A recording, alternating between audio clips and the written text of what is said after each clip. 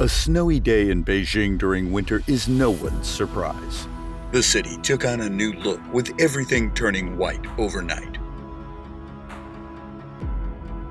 Covered by snow, the Great Wall looked even more majestic.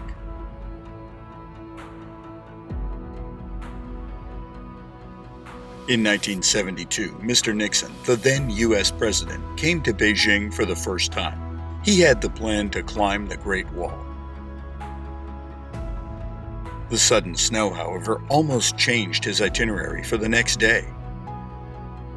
To his surprise, the thick snow that covered the road disappeared after he woke up the next morning. He had no idea that 800,000 people worked overnight through daybreak to clear the snow under Premier Zhou Enlai's quick response plans.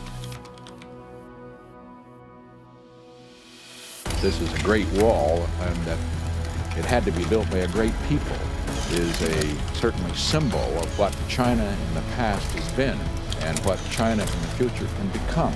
People that can build a wall like this certainly have a great past to be proud of, and people who have this kind of a past must also have a great future.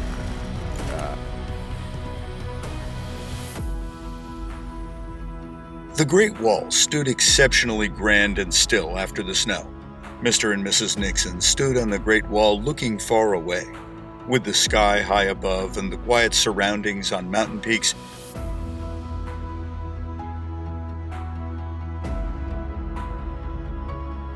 Nixon said, "Now we are finally here at the Great Wall.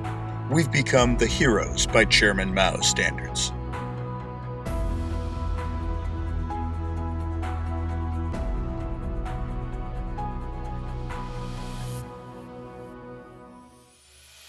This photo was taken during the visit to the Great Wall after that heavy snow.